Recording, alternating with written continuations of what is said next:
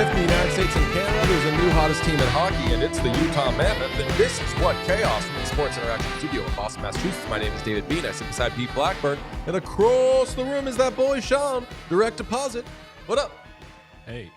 How we doing? Nice. How we doing? I would like a direct deposit into my bank account. So it's about the money. Yes. Okay. People, send Sean money. Well, don't do that. If people actually do it, we got crazy whatnuts in here. Send Sean money. Yeah. Do we have any pay pigs? I'm not demanding. Wouldn't? Oh yeah, they would be the pay pigs. Yes. Yeah. I was gonna say, wouldn't Sean be the pay pig? No. Sean, don't be a pay pig. If you want money, I would say that being a pay pig could actually run counter to your interests. Sean would be the trough. The trough? The pay pigs eating out of the trough. But I don't think that they're... Pay pigs don't get anything out of it. Yeah, the pay pigs don't put stuff in They get something out of it. There's sexual gratification in being a pay pig. Otherwise, I feel like I feel like that becomes a sugar daddy. Like I feel like are those just synonyms? No, like the pay pigs definitely get sexual gratification out of giving other people money. That's why they do it. Yeah. Yeah. Okay. Fair enough. They're like, it's got to be some sort of. Would it make them like a sub in some kind of way? Yeah, definitely. Yeah. Okay, sub to Sean's Patreon so he can be a pay Sean's pig. OnlyFans. What up? I'll do OnlyFans. What subs? Listen, What nuts is over. We just gotta call ourselves all subs. A total sub. Because you are absolutely watching a show of three total doms. I mean, YouTube says that we have 18,000 subs. What up? What up, subs? I feel like I've eaten 18,000 subs since we started this show because I wasn't skinny when this show started. I was skinny like sophomore year of high school. We've all looked different at different points in our lives. Yeah, I gotta get new headshots soon, and I'm like, is this really what I want to be taking a picture of? And the answer is yes. Yeah. Got a headshot to take today. That's right. I was thinking about. I won't lie. I was thinking about that sub. The sub it's not even a sub though. It's a sandwich. It's a fucking sandwich. I was thinking about that early this morning because we're gonna be here. It's gonna be a little bit of a long day here at the office. We got some fun stuff coming up that we're gonna bank for later this week. I think I'm gonna order that sandwich. It's been a long time. Almost got a sandwich from there yesterday. Decided against it, and now it's like when you don't spend money on something and you trick your stupid brain into being like for example, recently I almost bought a sweater and I didn't. I was like, you know what? I'll hold off. In my brain afterwards, I was thinking, I've got $300 now. So then I could just go spend that $300 frivolously. Yeah. We also have a food adjacent guest that we're taping with later today. I'm so excited because around this time, sports shows get a little hacky, which who among us has not? Got a show to do today. And people will be like, all right, we've probably done it a million times on various shows we've done where it's like, all right, time to draft your ultimate Thanksgiving meal. But this person specifically, I'm like, I need to talk about stovetop stuffing with this person. Yeah. Don't you think that'll be a fucking great conversation? For sure, because this person is I feel like they're going to be like, oh, definitely, big pro. Definitely. Yeah. This is a down to earth sort of food person. This is going to be awesome. I'm so excited. Sean. In the chat, guess who the guest is? Well, I was going to see what they're I was going to ask why if they've been paying attention to this person, they're going to know who it is. Maybe, yeah. I was just wondering why you were being so vague. Yeah. Well, I think just like as a rule of thumb, until we have the interview in hand, definitely not true. We don't know because we did that exact thing with Dickinson. I know, but true. Pete's right. No, I. That's what we usually do. I understand. Yeah, I was just. Yeah, fair enough. I feel very confident that this person is not going to stand us up, so we could reveal it if we wanted to. I'm mainly excited because this is a person whose name is not publicly out there, and I'm so excited to call them by their name handle. Yeah. So guess, and then maybe at the end of the show we'll decide to reveal who it is.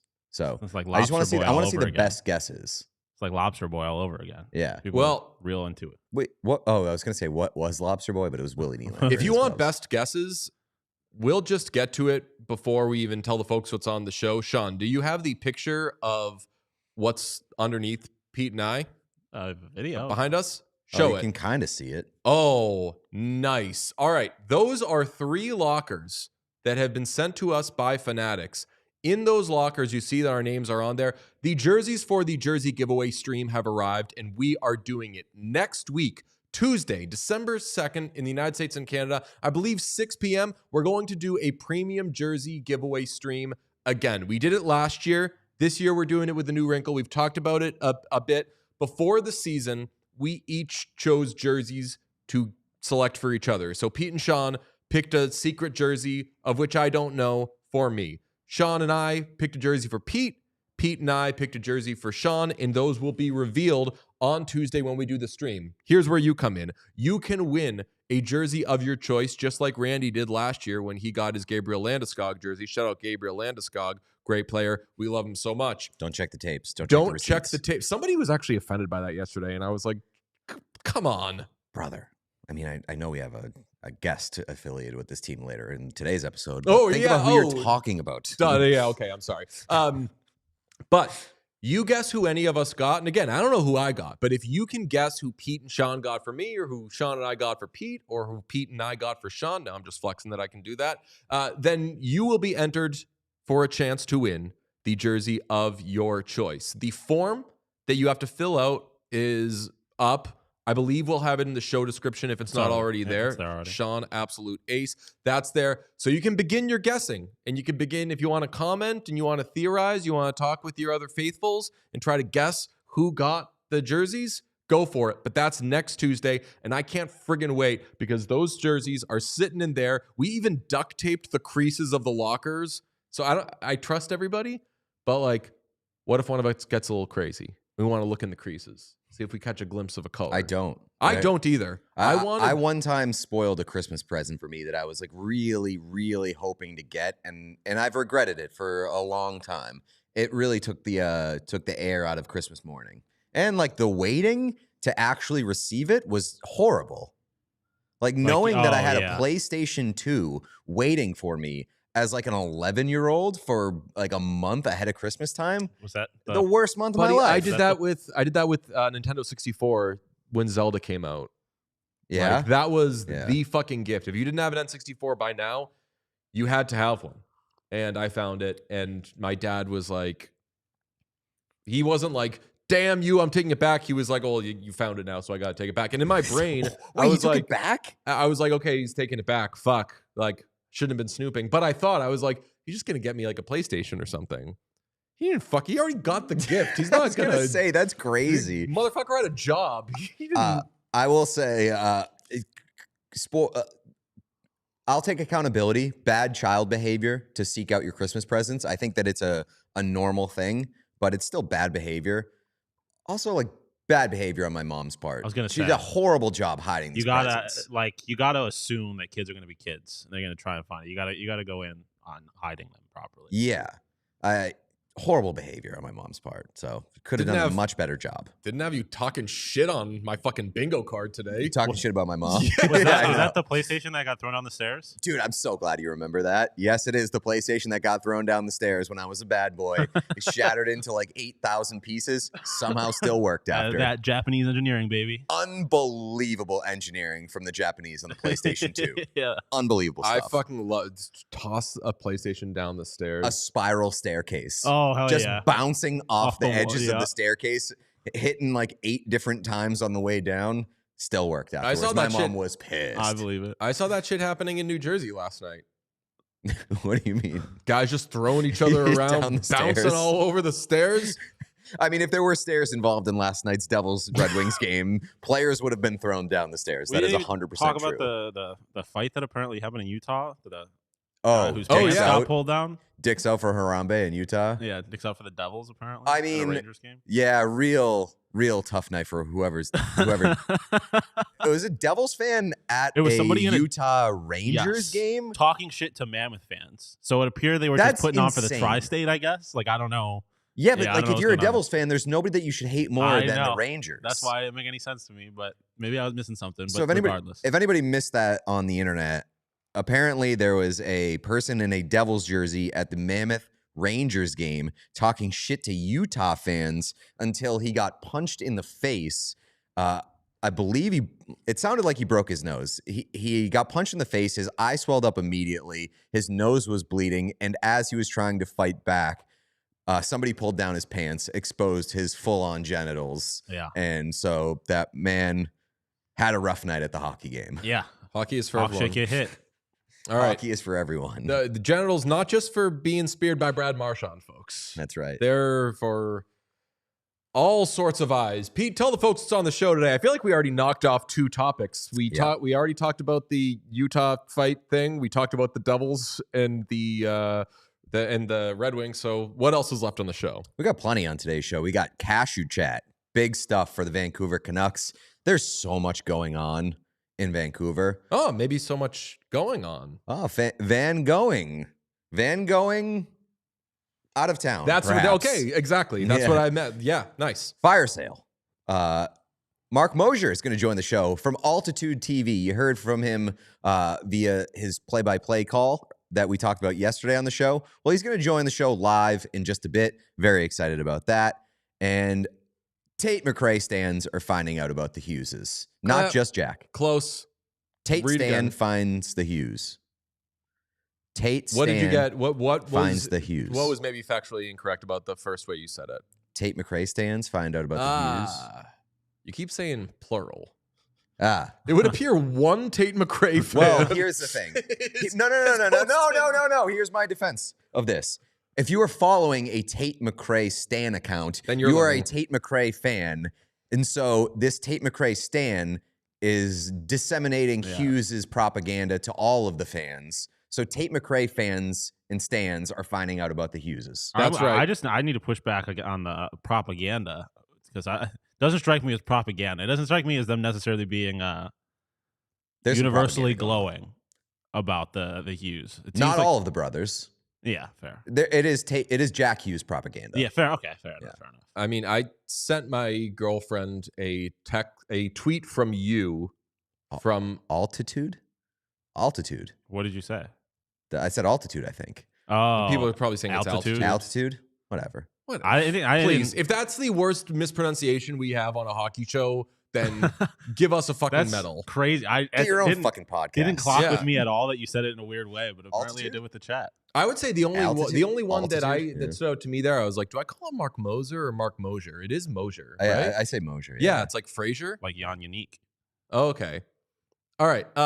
Well, yeah, no, I seriously, your tweet yesterday where somebody was like, this Hughes brother is kind of cute, but why does he look so sad in this picture? And it was Quinn Hughes. It was And you the were like, happiest I've ever seen. they don't know this is the happiest It's picture so of funny Quinn because Hughes ever. legitimately the biggest smile I've ever seen him have. Well, outside of the Oreo advertisement, which I No, believe I Oreo- believe that was photoshopped. Oreo and anything, Gay hockey related. yeah.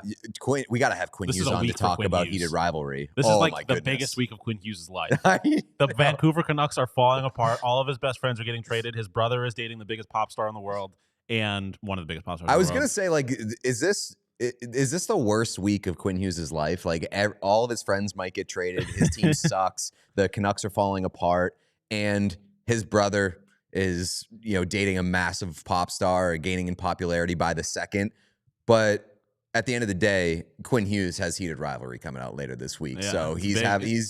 at the end of the day, he's gonna be okay. You know what I was thinking of doing was, and granted, this will be foiled as soon as anybody looks at the rest of our Instagram account, but we could do a reel in which we're doing what Tate stands are doing, except we're gonna come at it from like, we're big hockey people. We know who Jack Hughes is. Who's this mystery lady that he was spotted with? And then we come across everything we're like, oh, it seems that this is a musician. Let's check out some of the songs. Perhaps we could email her people and find out information. She's got a song named after Marc Messier. But we That's put on her songs and we're like, oh damn, this is really good. And then one of us is like, are you watching the music video? This person can dance. And we just act like we don't know who Tate McRae is. We're finding out who it is, and we are very impressed. We're watching a Tate McRae music video. Who did we do that with? Not B2K. BTS. Yeah. We could watch a Tate McRae music video and be like, this is the best video I've seen since a Subway Surfer gameplay.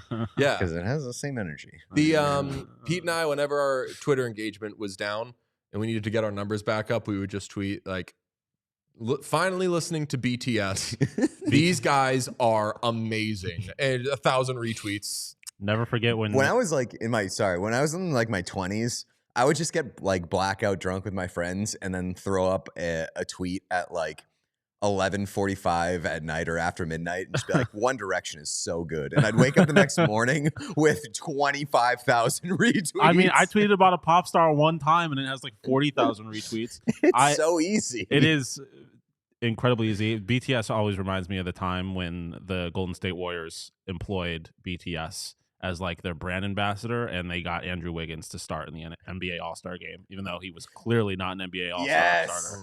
They just got all the BTS stan votes. Okay, the Vancouver Canucks are an absolute mess, and per Frank Saravalli, a memo has been sent out to 31 teams that says, hey, if you are interested in some of their veterans, go for it. Elliot Friedman has also said that teams are aware that veterans are available. Does that group include Quinn Hughes? He says he's told no for now, but it would seem that the 9-12-2 with 20 points through 23 games and a 435 point percentage, Vancouver Canucks are open for business. They're also dead last in goals against per game with at 3.74 goals against per game.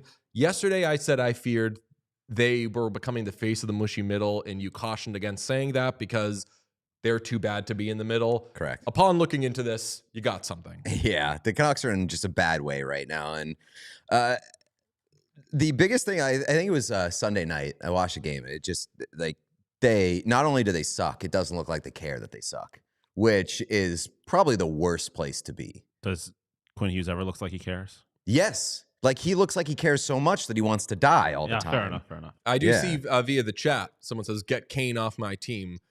It's just perfect that they have Evander Kane, that they're like, we can act like this isn't, that we have an Evander Kane problem. I think you have a Vancouver Canucks problem. Yeah, well, that's maybe exacerbated by Evander Kane, no doubt. Yeah, he's been bad and stupid, which is like occasionally the Evander Kane book. But no, I think the funniest part about this is that the Vancouver Canucks are using Evander Kane basically as like a social media host. Like, they're doing a ton of social media stuff in Evander Kane's, like, the having fun on the planes, interviewing the fellas, and it's like, you know that, like, this isn't going well. You can lay low. You can put this out once I mean, we've had guests that were going to come on, and then we're like, you know what? The team's in a slump or whatever. Let's do it in a couple of weeks. And then you get them in a couple of weeks, and it's just better for everybody. It's going to be received better. They're going to be in better spirits. They banked all this shit, I'm sure, in the offseason or at the beginning of training camp. Put it out when things are going well, unless you don't think things are going to go well at some point, or you don't think Evander Kane's going to be on the team long enough to put that shit out, which leads us to this. You can tape stuff and not put it out. Yeah, right. We've done it. Yes, Vancouver Canucks should have maybe not put out this press conference with Adam Foote. What do we think of this, Sean? There's a ton of things. Everyone thinks I'm just positive, but there's a ton of things I'm real happy about. I mean, but you know, I'm more happy with wins, but I'm not gonna blow up a kid or something being overanalyzed by, no disrespect, people that really don't know, but they're just looking at numbers from people that could be in Russia in a basement having cigarettes, cashews, telling their scoring chances. So we're going to depend on our guys, you know, and really recognize what we believe has to be fixed and what doesn't. But to answer your guys' really good questions, you're right, bang on about we got to get guys faster, sooner, and close it. So, you know, we got to keep teaching them. I feel stupid. I need someone to explain to me what that could have possibly meant. I know that he's saying like someone's sitting around doing fuck all, but is cigarettes and cashews a thing? No, I believe I'm also confused because I believe that the message here is that he's not listening to like analytics people in their basements reporting on the Canucks saying that they suck, but does he think that analytics people smoke cigarettes and eat cashews all day? If they're Am I Russian, missing something? If they're Russian, Is that a Russian thing? I don't know about the cashews. I feel like smoking cigarettes is a Russian thing. Yeah, definitely. But like cashews, why not? I just, it feels like Foot is referencing something specific. Yes. Like Right. he knows, like, one of those sites that you all like to look at is just some random Russian kid in his basement. I don't know necessarily where the cashews came from. That seems very specific, but Okay, so we all three of us feel like while we're doing pronunciation chat. Yes, that was my next thing. The biggest thing that confused me, other than why that combination, is are we just going to let his pronunciation of cashews slide? I mean, not trying to Sean pile just on. mimicked it. You said cashews? cashews? You said cashews. Did I? Yeah. Adam Cashews? Foote did. I don't know if I heard Sean say that. Sean just said Go it. again? Cashews? Well, now No. That's why I said, is that how, like, I'm confused because I'm famously the bad pronunciation guy on this podcast. Adam Foote just said it. Sean just said it. So now I'm wondering, is it pronounced cashews? It's that. I mean, play Foot again. We know he said cashews. That is hold on, before we, Soup Soaker in the chat says he definitely thinks that Dmitry Filipovich is Russian. All right, that is it. That is 100% what is going on here. Case closed. 100%. here's cashews. No, but they're just looking at numbers from people that could be in Russia in a basement having cigarettes, cashews, telling their scoring chances. So we're going to depend on Cashews. I think that was more just like the cadence of how he was Yeah. speaking than it was necessarily how he pronounces the word. It still threw me off, but I'm confused about the cashews element. What I'll say is this is a big year for coaches either saying that they will or will not kill children. Because Ryan Warsofsky, when he wasn't winning many games earlier this season, said, he didn't say directly, but he implied that he would kill children, his own, to get a win. And now Adam Foote is saying he will not blow up kids to get a win. Good job. Skill Mr. issue. Foote. Yeah, I was gonna say I don't know if he has what it takes. Skill issue. Would have. Definitely. Talk would have. Yeah. I mean, Talk. You just didn't want to do it there. I mean, shout out to Talk. He got the fuck out of there, and That's- that you wanna talk guy about knowing puck. looks like a genius. It's looking Yeah. good. It is definitely looking good. That man read the writing on the wall. Now, players who could be available for, or I should say from the Canucks, their most notable UFA to be, of course, is Pete's guy, Kiefer Sherwood, Mhm. who makes just $1.5 million against the cap. Anybody could trade for him. Anybody. Anybody, even the Canucks. Like, so Imagine they just extended him. That'd be the best. I mean, like, maybe they should. They might end up in a situation where they're like, how many good players do we have? No, it sounded like they're trying to get younger. And it sounds like their pending UFAs are out of town. Okay, I am getting rid of, respectfully, I'm getting rid of Connor Garland. Well, that is the most interesting one to me because he has a new contract kicking in this summer. And that contract has a no movement clause. It would be very funny, not unprecedented, as you brought up before the show. Matthias Ekholm was traded to the Oilers before his brand new contract kicked in with the Predators. That is Also that Tyler is Seguin. extremely funny to me. Yeah, but Sagan, they didn't want to trade Sagan. One guy did. Two Two guys really wanted to trade Sagan. And as it turns out, just the way the organization was structured, the president and general manager of the team had a lot of impact in That's fair, whether or yes. not that trade was made. What I'll say, I love Kiefer Sherwood, obviously. And if they don't trade him, they are morons because he's not young. He's going to be due a new contract. He's at the height of his tradability and his value. Absolutely trade. And he profiles as the kind of player that every team in contention should want to be part of the final piece to win a Stanley Cup. He's just that kind of player. The entire chat is shipping Sherwood to Edmonton. And I'll say a few things on that. Or I'll say two things. That is wrong. Yeah, people saying every Ducks. person in the chat is saying, please To bring my Kiefer team. Sherwood to my team.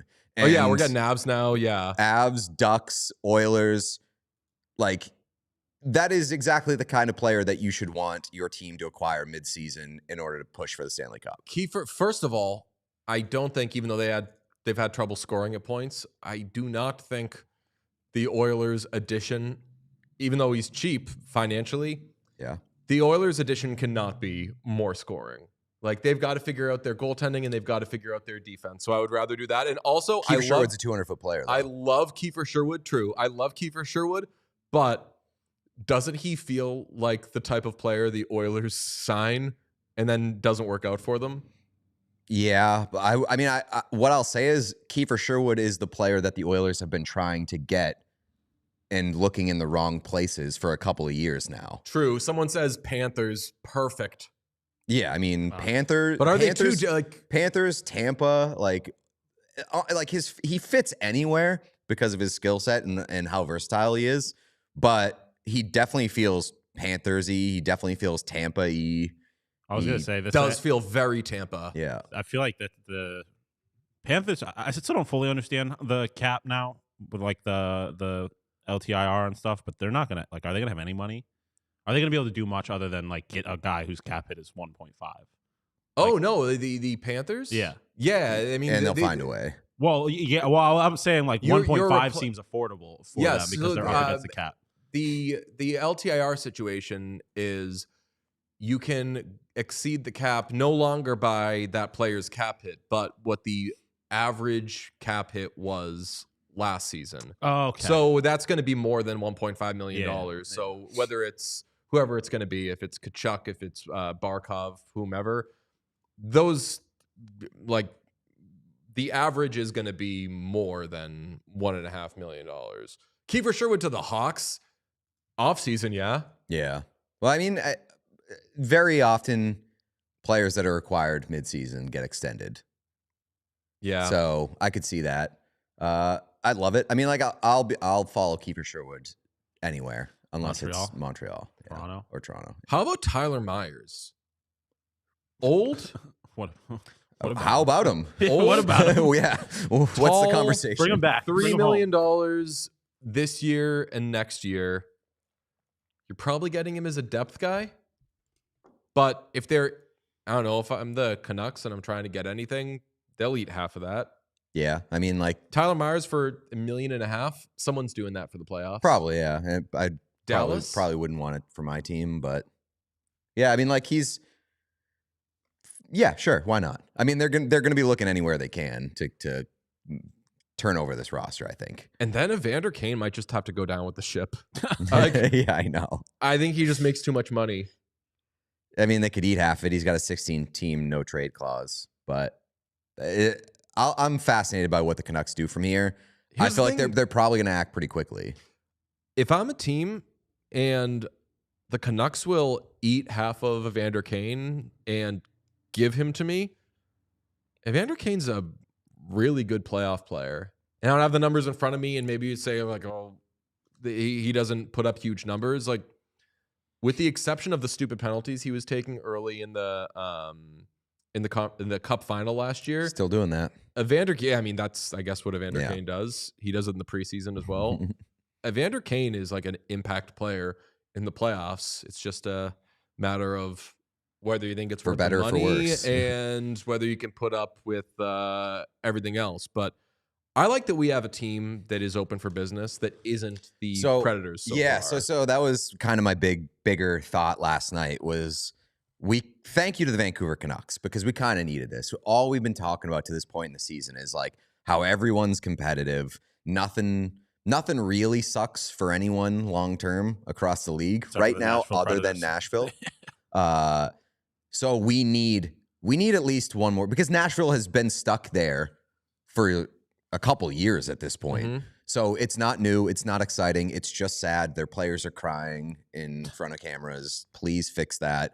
We need a new contender in the what the fuck is going on here category. And the Vancouver Canucks are officially that team. A name that we have not said for moves because Elliott cautioned against that for now. But, everyone has a price. Maybe something happens.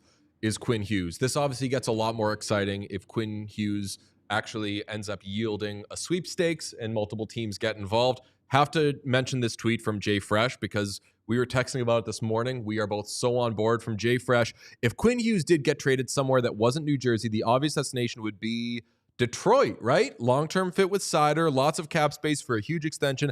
Package could center on Sandin Pellikka and Danielson, et cetera, et cetera. I would love Quinn Hughes in Detroit. I would love Quinn Hughes in Detroit as well. That would be that jersey would. that would be like that would be a top 1 NHL jersey. Yes. Yes. A white Quinn Yes. Hughes. Yes. A white Quinn Hughes. I'm calling dibs immediately because I've wanted a white Wings jersey for quite some time, and Quinn Hughes I mean, is my guy. Fair's fair. I would like to see you fucking stop me. I also think what'd you say? I said I'd like to see you fucking stop me. That's incredible. Great behavior, Sean. I will also say from a Canucks perspective, I don't know how many teams are beating the bones of a package in return. That's the thing. Like Canucks. I love Sandin Pellikka. I love Nate Danielson. I think that both of those guys have real potential to be legitimate studs in this league for a long, long time. And if you're trading Quinn Hughes, you better get a fucking haul. So here's the question. If you are the Red Wings, are you giving that up for a year plus of Quinn Hughes, not knowing that you can definitely extend him come July 1? Yes. I mean, Get the fucking player. yeah, I mean, you definitely want to give yourselves a chance to, negotiate with him exclusively, obviously, but it is a real risk. It's a real risk. I would try to make sure as best you can that you can get a commitment ahead of time. If I'm the Red Wings, yeah, although you can't do anything until the summer anyway, but right. You could ask verbal agreement. Hey, do you think that this is a place that you could see yourself being long-term, et cetera, et cetera? Get him in that building, get him with that crowd, get him to the playoffs, get a close run down the stretch to the playoffs and get in, which they absolutely can do. You're not leaving that. If you're coming from Vancouver where things were kind of wonky for a little bit, you get a taste. I think that the Red Wings would make a very compelling case to keep him. Yeah, I definitely agree. Definitely compelling. Chat saying Rutherford literally saying they aren't trading Hughes, saying they're not trading Hughes right now. Jim Rutherford has explicitly addressed the idea that they might have to trade Quinn Hughes, going on a year at this point. It is not news that the Canucks know that there is an impending reality in which they may have to trade Quinn Hughes. And if they're kind of blowing this thing up, which very much has the tone of blowing this up in short order, that might be inevitable. So I'm just saying. Someone in the chat says Canucks are fine. I love a second straight year of that. Hughes is a Michigan boy too. I mean, not from Michigan, but he went to Michigan too. So so the Blue Jackets should be trading for him. Yeah. Oh my God. We're going to pay a couple of quick bills, and then we're going to get to our guest, a very exciting guest. I'm going to tell you about Green Chef, who makes it easy to spend less time in the kitchen and more time enjoying fall, we'll say, with their new Heat and Eat meals. Enjoy a delicious, wholesome meal in just 3 minutes. Love it. Obviously, we're doing a lot of big cooking this week if you're in the United States, but when you need something quick and you need something good, you know that Pete and I turn to Green Chef. It's perfect for supporting your wellness journey as well, because Green Chef recipes feature fresh, organic, seasonal produce and 100% responsibly sourced proteins to help you feel your best. Green Chef's real clean ingredients help you build lasting, healthy habits without the hassle. You can enjoy salads ready in just 5 minutes, protein-filled breakfasts, nutrient-rich smoothies to fill your day. Those smoothies are good. Sure are. Can confirm. Big fan. Big fan of the smoothies. I have some allergies that maybe make it tough to have some of the smoothies. Green Chef, I've had no problem. Amazing stuff. I'm built different. I can eat all of them. Drink all of them. Pete can take down anything. Them. Cashews, fork and knife, whatever it may be. So make this season your healthiest yet with Green Chef. Head to greenchef.com/50chaos and use code 50chaos to get 50% off your first month. Then 20% off for 2 months with free shipping. That's code 50chaos at greenchef.com/50chaos. 50 chaos. We're approaching the winter season, but some of you are still sweating enough to stink up the joint. So look into Mando, because Mando is the men's deodorant brand that we trust. It is the all-over men's deodorant brand. From your pits to everywhere else, Mando's high-performance odor control and sweat control lasts all day. We're talking all day, actually all day. Not says all day on the label, but you're going to have to reapply at 5 p.m. What's up? I have a question. You say all day? Yeah. Once your body goes to sleep, does it cut corners and maybe stop working? We're talking 24-hour. I was going to say, because You know what? Days are shorter now, too. I said 24-hour? I was lying. Oh. I was straight up lying about that, because it controls both sweat and odor for up to 72 hours. That's 3 whole days. 72 hours? Yeah. That's a long weekend. That is... Like, in theory, I don't like the idea of having to just put on deodorant once every 3 days. But Mando, if anybody can do it, it's Mando. Anybody can do it. It also feels like you're getting a tattoo. What? It's a commitment It's like to put this semi-permanent. on, so it's on there for so long. That's right. I say it smells good enough that no problem. Okay, there Smells you better go. than any tattoo I've ever seen. I mean, it really does smell unbelievable. We spray Mando on these microphones, on these windscreens, because windscreens can stink and be disgusting after a while. Not if you spray Mando on them.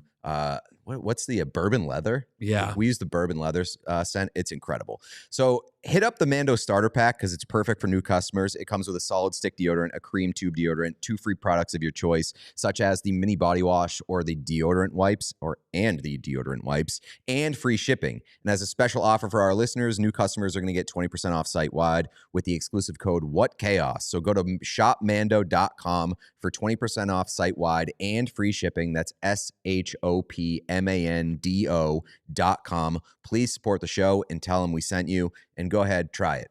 One deodorant every 3 days. See how it works for you. Let's bring on Avs play-by-play guy Marc Moser. He's going to join us now. You've seen him in the news for damn good reason. Some unbelievable calls. He happens to also call the games of the hottest team in the NHL, sort of. I don't know, would you consider them the hottest team in the NHL? 9 wins in a row? I think they probably are. I mean, I think they have to be. Look, they one of 4 teams to have one regulation loss through 21 games, now 22 games in the history of this league.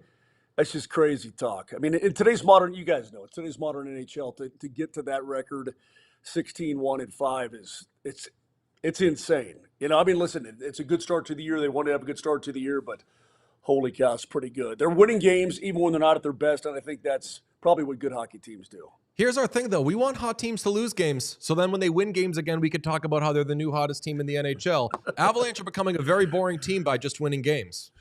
I'll tell you what's so weird, boys, is you go to the rink, like the Sharks are in town tomorrow night. And we were talking today on my radio program about Celebrini, about Smith, and about some of the young studs they have there. And their goaltending is good. And it's like you go to the rink, and these guys are awesome. Celebrini's 3 points behind McKinnon for the league lead. You're like, wow, that's crazy. But I'll go to the rink tomorrow, and I'm like, man, I expect these guys to win just because they're finding different ways, whether it's a physical game, whether it's a high-scoring game. You saw the last couple of games when they didn't play well at all. They have like one good period or maybe 1.5, 2 good periods out of the last 6, and they get 2 shutouts in a row. First time in franchise history on the back-to-back. So I don't know. I mean, yeah, it's going to end sometime. It has to end. I mean, this league is too damn good. There's too many good teams that want to kick your butt. And Brent Burns told me that he goes, look, it feels like everybody, we got a target on us. Everybody wants a piece of us now, and that's the way it's going to be, I'm sure. Yeah, I mean, in a league or in a season where the entire league is competitive and nobody's really separating themselves, the Avs look absolutely ridiculous on top of the standings, because they're literally the only team in the league that seems like they're monsters right now. And like when you anticipate the fall off or the fall back down to earth a little bit, do you still think that they are going to be the best team in the league? Yeah, Pete, I think that they're just constructed really well. And I look around the league, and I'll talk to Riker and Kiefer and Johnny Lyles and everybody about this, and Connor. I look at some rosters, and I'm like, golly, I wouldn't have constructed my roster that way. And you can see the clear gaps, right? You say, okay, well, they're missing this and then part of this. And you're like, it's going to be tough on them to go deep, right? Even if they're a good team and they rack up points in the regular season, I just think this team is really constructed well. The back end is good. They've got a right mix. up front. Having Brock Nelson come back on that 3-year deal after the trade last year was absolutely huge. When the Avs won in 22, I mean, Kadri was very much the perfect 2C. You guys know that. Yep. And so Nelson, and I don't know how long it takes guys to get accustomed to a new environment, but he is right there right now. I mean, he's playing great hockey. And so up the middle, they're good. They got plenty of scoring. They're defending really well. The goaltenders, as you guys know, are awesome right now. So, yeah, I think they have what it takes. Not that they won't tinker at the deadline or maybe look to add a little bit more. Who knows? But what they've got going right now is pretty awesome. We like broadcasts that fuck around, and yours is probably near the top of the list. I mean, Edmonton is really up there, but as far as the in-game action goes, they're not buttoned up, but they'll give something that's for everybody. You guys seem to lean into the kind of fuck arounding. We like rumpus time. Where would you, on a scale of like 1 to 10, and 10 is full rumpus, where do you try to keep it? I try to keep it at a 1. But the thing is, I'm surrounded by these. You're doing a bad job. Yeah. No. You know what? Listen, man, and I know that there are some people. I think when we call the game, like actually just calling the game, I think it's pretty straightforward, professional calling the game. But you have to keep in mind with our broadcast, like all of us have known each other for so long, right? And we've got a great team because the deal is the team. The team is the product. The team is the entertainment. We're here to facilitate and have fun. But that's one thing that we do. We're all buddies off the ice. We all golf together, do whatever, hang out, barbecue, that sort of thing. So it's like, if you're just doing stuff with your buddies all the time, you want to have fun doing it, right? And we're not, solving world problems. I'm not at the UN trying to work out peace deals and that kind of thing. We're calling hockey games. It should be fun. I mean, the NHL's fun. This Avalanche team is fun. So we have a lot of fun as a broadcast, but we all know each other so well, and it just makes it easy. And we don't do that too often, guys. I know that I saw the butt of the biscuit thing. So I do a radio show in the morning, and then I'm with that crew, and everybody knows everybody, but I'm with that crew at nighttime. So the morning guys, like Parker Kelly hadn't scored, when he first got here, and all this kind of thing, and they're like, listen, if he scores, you got to say something. These are my two co-hosts in the morning. I'm like, well, what? Somebody brought up the butter my butt thing, and I'm like, all right, I'll do it. Like, and listen, have you guys ever been bullied? Because that's what happens to me. I think I get bullied and doing something. Not me. Doing something crazy, and so that the Parker Kelly thing came out, and then I had no idea this whole reindeer thing. So Kiefer had an idea for a tease, and so he needs an idea, so he calls Johnny Lyles, and Johnny Lyles, I don't know how his brain is working these days. So he's the one that comes up with the phrase, right? And then Kiefer at the hotel, they've got the Santa box, and then he writes the letter to Santa. So when you see that come up on the screen as you're ready to start the broadcast, and I hadn't seen it before, I'm supposed to say, hey, like, get bent, get out, screw you. No, I guess I'm gonna be a good teammate. I'm gonna go along with it. People think we're unhinged or whatever, but we're just having fun, and it's just one of those things, man. I like to please my guys. Our whole crew is really, really awesome. So it's great, and we have fun doing it, man. You're not giving yourself enough credit, or you're passing the buck. You're like, oh, these amazing moments just happen to come from me. They're just passing through my body. Deej, I'll tell you this. The vast majority of everything we do is completely unscripted. If you watch the game itself, and we'll stick it to Riker or stick it to Kiefer back in the studio, or Johnny Lyles, when he goes from the booth to the set at home, he takes his tie off, and he's got his shirt unbuttons down to like here, and he's got this hair hanging out and all this and necklaces, and I'm like, so during our hit the other night after the Ranger game, like when the camera was on Riker down between the benches, I took my tie off and unbuttoned down to here like Miami Vice, and I'm like, dude, so I'm like, I didn't get the memo for the Miami Vice. I mean, these guys make it real easy to have fun. They're just great dudes. They really are total pros, but it's a lot of fun to do the broadcast with these guys. I can think of a lot of worse places and people to do games with. I can promise you that. Yeah, that's genuinely my favorite part of the broadcast is you can tell how much you guys like each other, and you can tell that it seems like you guys hang out off broadcast. Seems like you shoot the shit. Like it very much comes through. And when you say like you guys get accused of being unhinged, I don't see that as a dirty word. Maybe it's because I grew up in like the church of Jack Edwards in New England, listening to him on Nesson. Like, the worst thing that you can be is boring when you tune into some of these broadcasts. And like, I'm sure that you get accusations of being biased or being ridiculous, but like, the home broadcast is not for people tuning in outside of the market. The home broadcast is for the fans and for the people that like welcome you into their houses on 82 times a year or whatever it is. Yeah. So I love it, and I tune into altitude. That was Altitude. one of our questions. I got Altitude, accused. yeah. No, I know what it's called. I've been accused of mispronouncing it because I say altitude. And see, that's people listen. In today's modern age, man, can you imagine 20 years ago?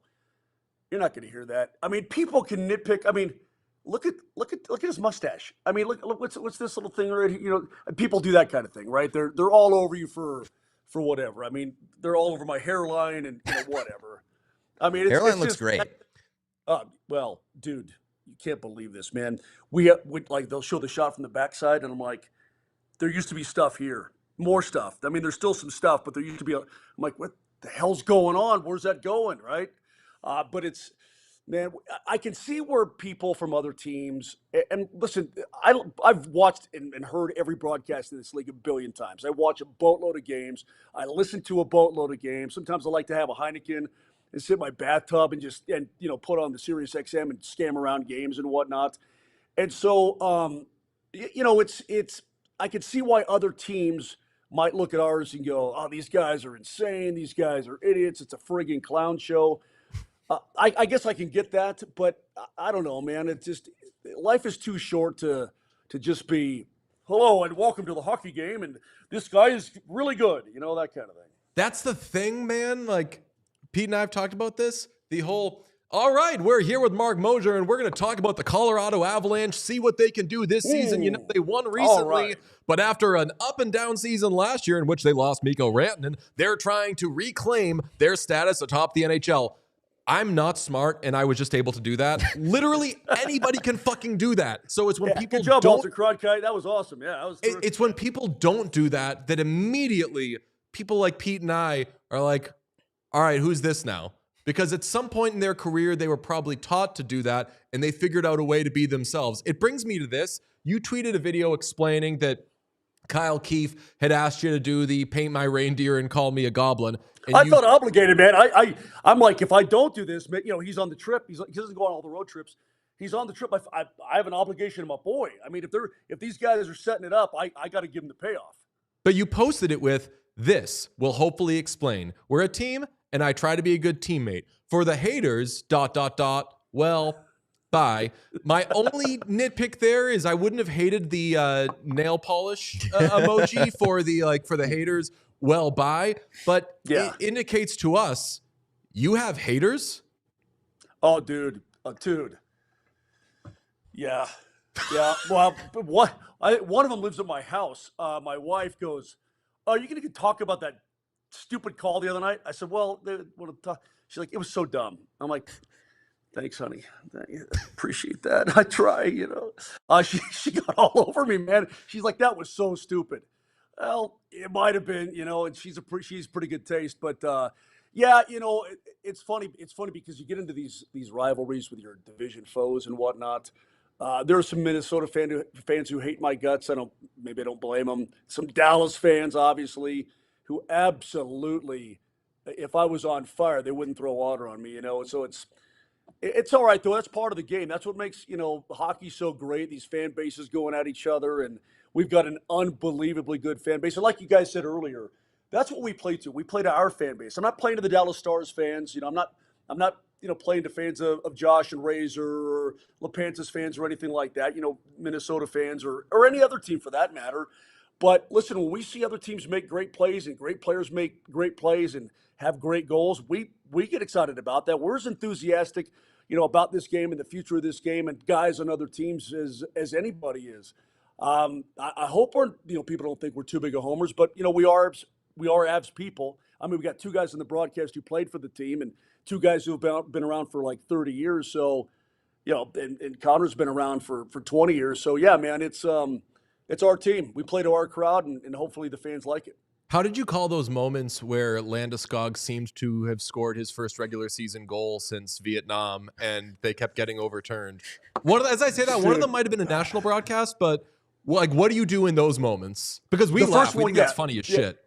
Yeah, the first one was Utah. And by the way, we have a weekly show with Jared Bednar, and he was apoplectic the next day on the show. Like, he goes, it's a good goal. The explanation wasn't satisfactory. He's going through all these different things, and it should have been a goal in my opinion. But I'm like, this guy's gonna. I don't know what the record is for having points. He had an assist taken away the other night too, so he has like 4 points. Yeah, I think 4 points taken away from him already. I don't know what the record is. I know guys have had, during the course of a season, 4 or 5 goals taken away, but I'm like, this poor son of a gun, man. And by the way, boys, he's starting to play good hockey. I mean, his legs are really starting to go. What does he got to do to rack up some goals here, right? It's just what did I say? I said something along the lines of, I'm coming down there, Riker, hold the door open for me. If they overturn this, I'm heading straight down from the booth. Because, we're rooting for the guy. I think everybody is. I mean, what he's gone through for 3 years. Yeah, exactly right. So if it takes us kicking a little official's butt there to get it done, then we'll get it done. But he's really starting to come. Look, you guys tell me, how long should it take a guy to get back to NHL speed after missing 3 years? 1 game if they're good. Be a professional. Sorry, do your job. I thought that these were the best athletes in the world. Yeah, I thought your ass was in the gym for 3 years. What are you doing here, man? No. But it's, God, NHL speed. I can't even imagine taking a month off and then coming back because these guys are flying around out there. But he looks like himself. His legs are moving great. He's in the right spots. He's deflecting a ton of pucks. He's checking. He's, mixing it up, fighting. He's back. Definitely back. Why did they take John Michael Lyle's wine cellar from us? Dude, okay. Here, it still exists, by the way. It does. It's just. Oh, no, I believe that.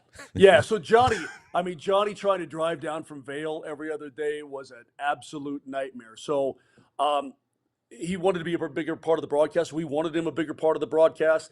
Thank goodness he got the okay from his wife. But they're now down here in Denver, which is good. Still have the house there, so the wine cave technically still exists. But now that he's on set, for every game, and he's in the booth with us for home games, he'll go on a couple of road trips this year. Wine cave is gone. I don't know. We gotta figure out something else, right? We gotta figure out something to put behind him on the set, something like that. There's got to be, yeah. Yeah, there needs to be like a remote wine cave or something because it was so funny because watching the broadcast, you'd be like, are these guys fucking drunk? And then it hit intermission, and then John Michael Lyles would literally be in a wine cave and be like, oh, okay, this checks out. So, dude, I think he would go through a bottle of wine per night. I'll text him and find out, but I think he would. And how good would that be? I mean, you're analyzing games, and you're like, what's up? That'd be awesome. It was absolutely a vibe, and credit to him if he was taking down a bottle every night because he's still pretty good at the job. Still looked well put together. The most well put together man I've ever seen in my entire life, I think. Yeah, Johnny Blue Eyes, man, that guy. Some guys are just born into it, right? They fall bass backwards into blue eyes in hockey. It's an art form, man. I'll tell you, it's an art form. Unbelievable, that guy. Okay, we have my last question is, could you please explain this tweet of yours? We're going to put it up now. It is a picture of strawberry Pop-Tarts, a Dr. Pepper, and the caption is, "This is happening." Dudes, I get up early to come on to this to my radio show. And, if you got in from, San Jose the night before, so I get like 5 hours sleep, and I'm hustling out the door. My wife will, she'll make me a little something to take with me sometimes, but sometimes I get nothing. So I'm down at the vending machine. I'm like, I'm starving. I've had 2 cups of coffee, but I need to wash down this friggin' Pop-Tart. So, pop me a Dr. Pepper and let's go. If our show's on television as well, so people can see me all morning long. I'm like eating a muffin or a Pop-Tart or a Snickers bar or something like that. Because, when people are like, how do you down a cheeseburger at 10:30 in the morning? I said, well, I've been up since 5:30. So to me, it's like, I don't know, it's like lunchtime to me. You know what I mean? It's like airport rules. Joint open. Yeah, it's exactly right. When you're up that early, Everything else, all bets are off, man. Whatever's open, you go grab it. If there's a vending machine full of Pop-Tarts, you go nail it. And I guess I probably have a history of that. You know, the Cinnabons and the Pop-Tarts on the road at the other rinks. I would think there's a vending machine in the league I probably haven't hit at one point or another. I like it. I did see a sign.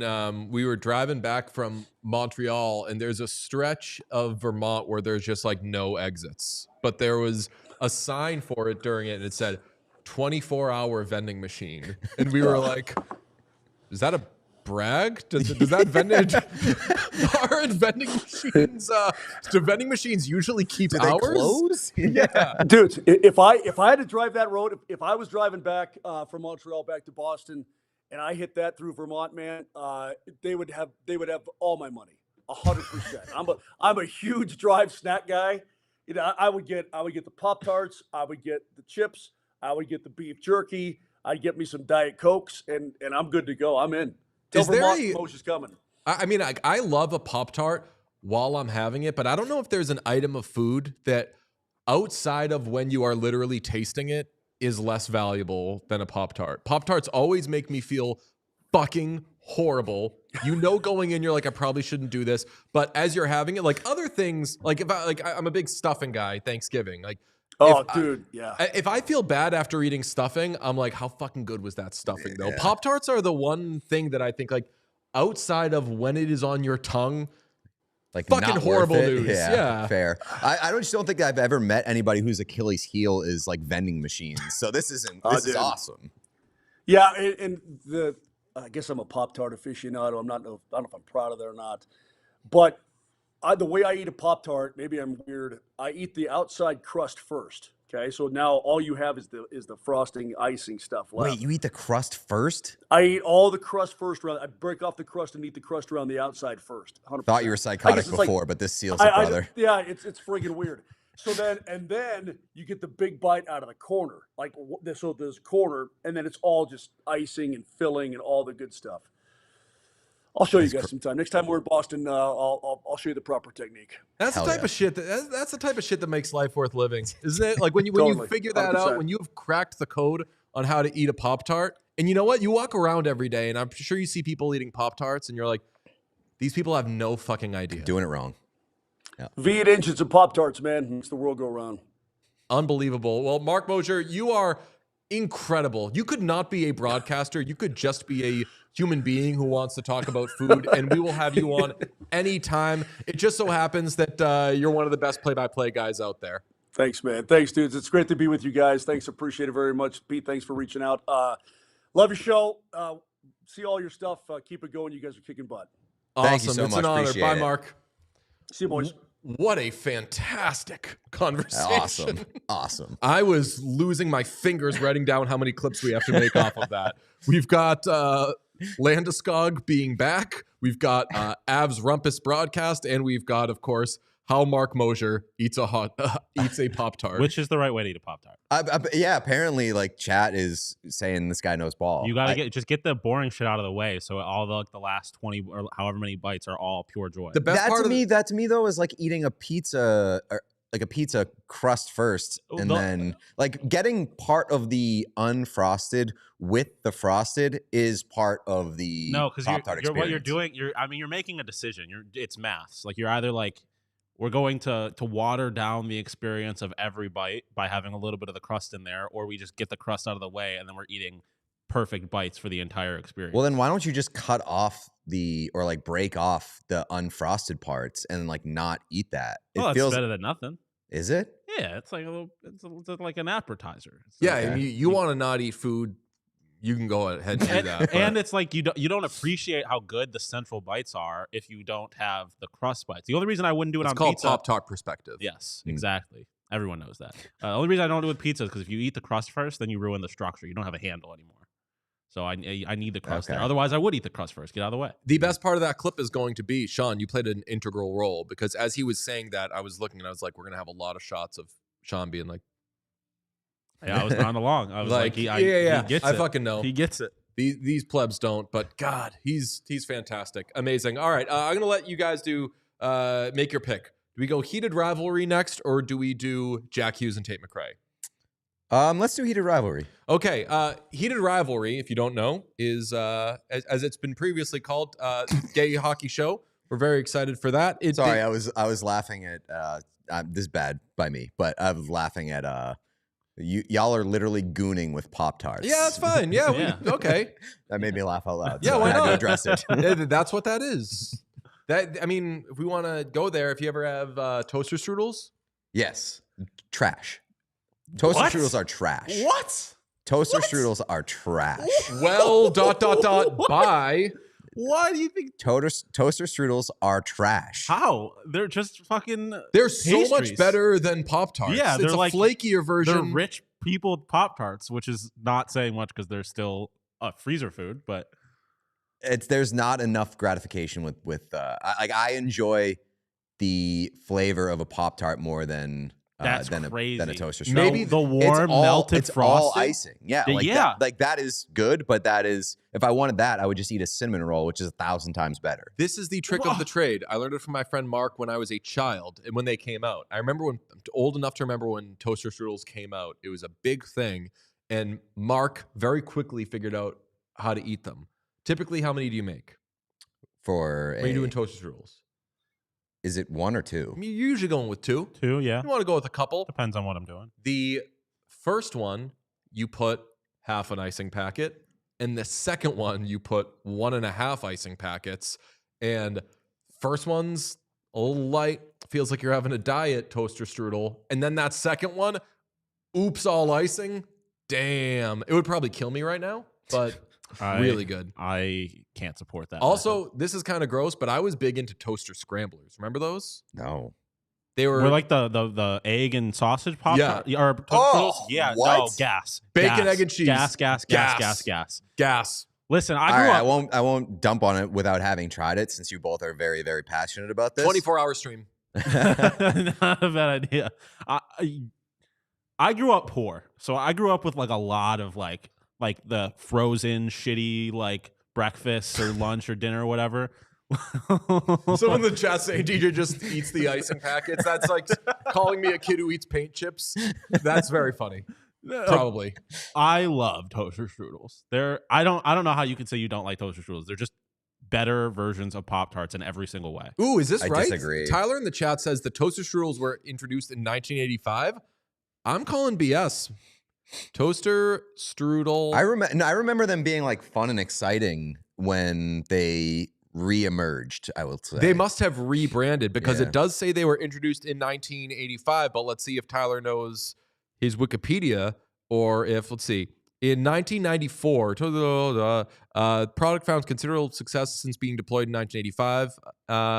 In 1994, the company launched the advertising slogan, "Something better just popped up." Yes, in the mid-90s, it just was everywhere. Oh, something better just popped up. That was an attack on Pop-Tarts. Oh, Yes. yes. Yes, These were, I do they remember went that, yeah. after. Yeah. Yeah, and I always Because like, I remember the two. commercials being like essentially having the vibe of a kid wanting a Pop-Tart and the parents being like, "You fucking idiot You're child. What are you, poor? We have Try jobs." these luxurious Pop-Tarts." And this was, you got to remember, this was during Cola Wars. So precedent was set. It was like nobody was saying, "How dare you, General Mills? What did Pop-Tarts ever do to you?" They're like, the game is the game. Maybe this is why I have such a negative connotation with toaster strudels, is because I didn't like the attack on my beloved Pop-Tarts. And I think that they were overhyped to the point where when I tried them, I was like, these aren't better than Pop-Tarts. Okay, first off, they are objectively they are better. just They're not. unequivocally They're right to not. do this. Undoubtedly. They're not. They're not, brother. As I like to say, you're entitled to your wrong opinion. No, stand your ground. They're not. Stand your ground. I'm not. I'm a big proponent of saying my Absolutely wrong. grounds. You're a crazy person if you're putting Pop-Tarts in the toaster like you're supposed to, though. I think Yes, and they Like- come out. It's like they are structurally been- unsound. You melt them basically. I was going to say, I don't think that Pop-Tarts.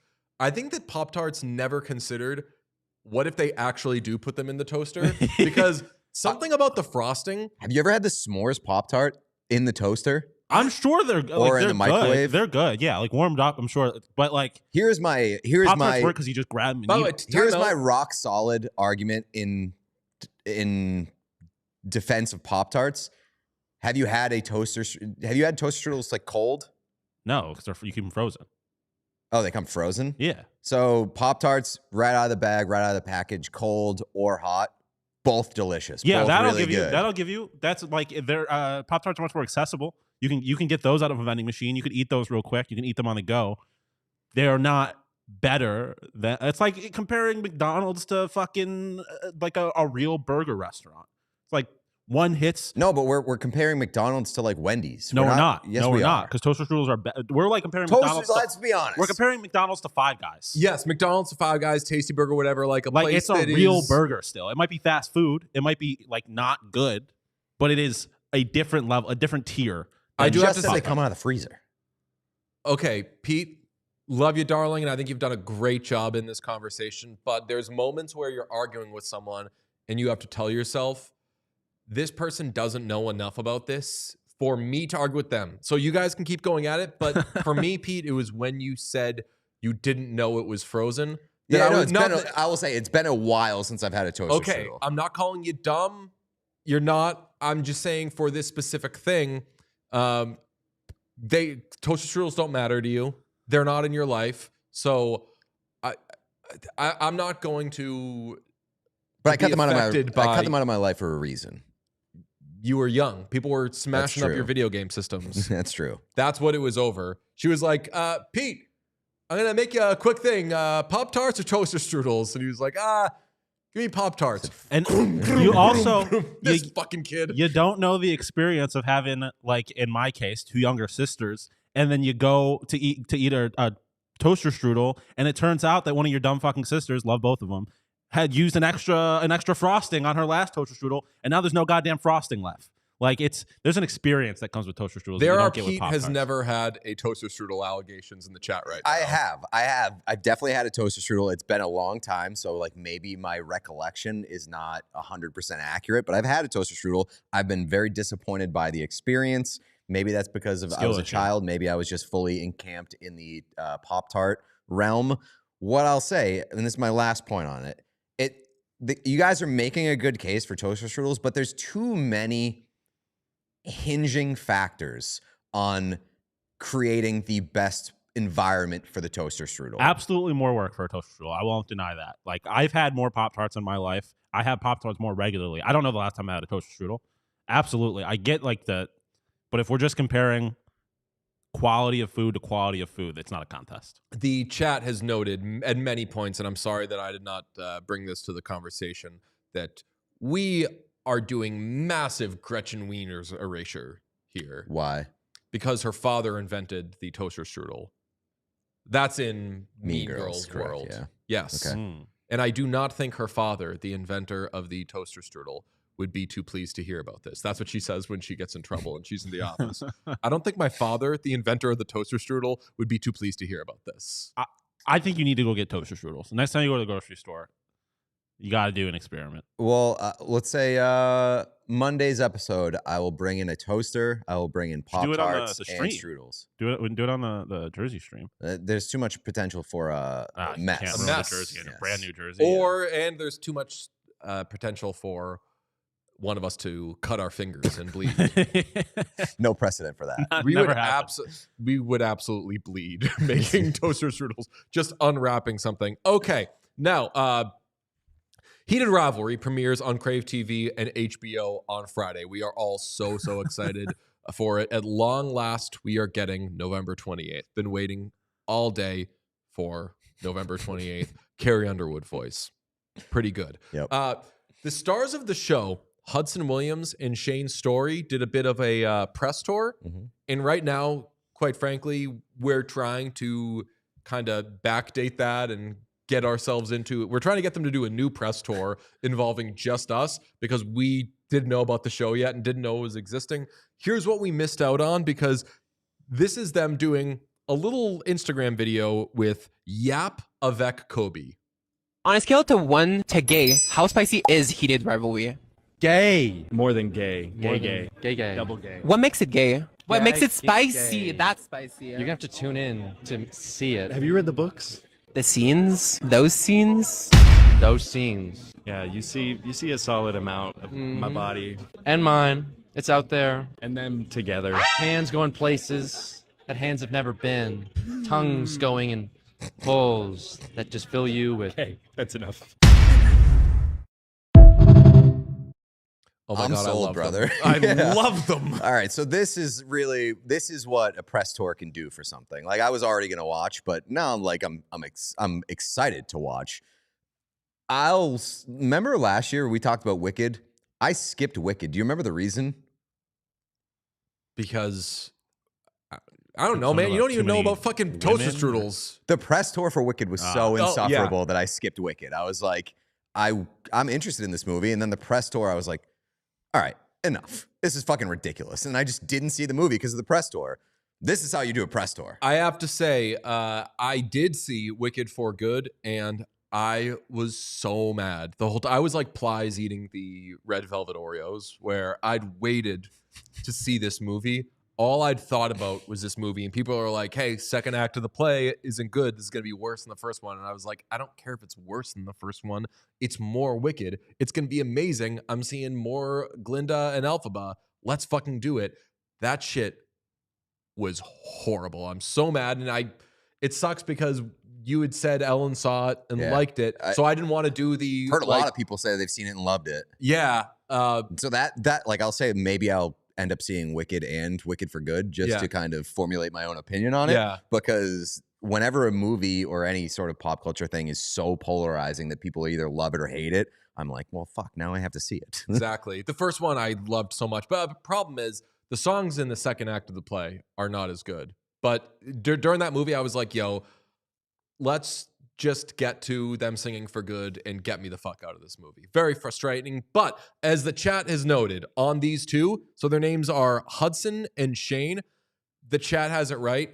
These are two people who need to be kept the fuck away from media training. Oh, yeah, 100%. They are not trained to deal with the media. And Kobe from Yap Avec Kobe, if you are not media, I apologize for labeling you as some old crusty reporter, but you were asking good questions and they did not know what to do with them. They shot you straight and it was incredible. Hands going places hands have never been. Great answer. I think there was a whole talk. Well, we had Julie saying turning my volume down at work as soon as the clip started was a great decision. Probably. And then Yes. Eric Ripperson saying, I did not, and now I'm the tongues going in holes guy at work apparently. Oh, wait, scroll up. We have keep going up. 3 sex scenes per episode. We are gonna be eating good, says Grace J 99.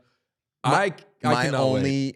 only pushback against what's going on in this press tour is that I think that I need to stop there so that I don't know these actors aside from their characters. Yes, same. Yeah. And I've apparently helped us in that regard because I've gotten their names wrong. Okay. I said one of their real names and then one of their characters' name. I did oops all Hudson. I said Hudson and Shane.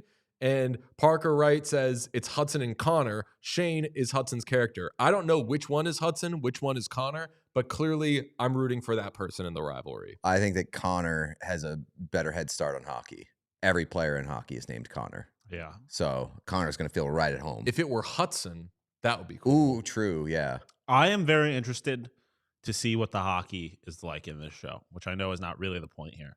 But it's I'm always, interested to see how much hockey there is well, even in the show. it's always fascinating to me when there's shows that are based, like you get like any kind of like Friday Night Lights, which I've never seen, but any kind of show where like it's focused around like high school football or something. Then you have to have actors pretend to play football, and it doesn't look anything close to what the sport looks like. Yeah. Like I'm interested to see what the hockey looks like in this. Like Love it. Shorzy is unbelievable Yeah. at the hockey. Because but it's actual hockey players. Right. But that's I don't know. Like I'm curious and I guess skeptical at how much hockey is even going to be involved in the show. Like showing the hockey.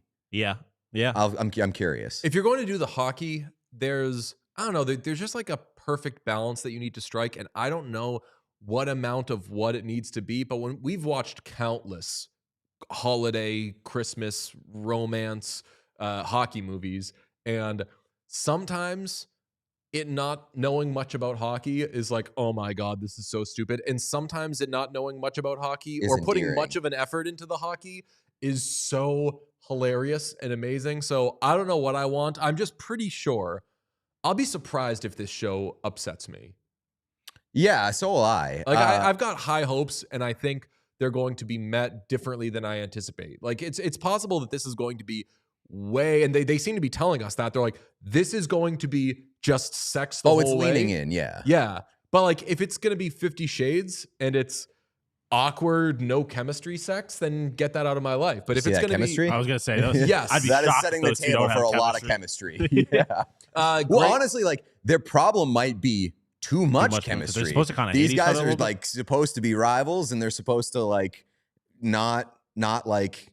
I guess it's kind of the same as why I don't want to know them outside of the show, because I don't want to be like, I don't want to go in knowing too much about their relationship and about them as actual people and actors. Yes, I do. I like the idea. What Chaos cameo in season 2? Yeah, like we've had every other podcast has gotten a cameo in some kind of show, whether it's minor leaguer or you got people that show up in Shoresy or whatever.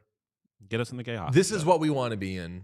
And we could, it could be like we could kind of quasi narrate it, where if there's stuff where they need to bridge from one thing to another, The Brady movie, yes, where they had the podcasters. They cut to the who podcasters got to call the talking. Super Bowl. Yeah, the podcasters called the Super Bowl. Did you see 80 for Brady? That happens. No, but I know what you're talking about. They had the two broadcasters, Will Moffat and I forget who else. It might have been Rob Corddry or Alex Moffat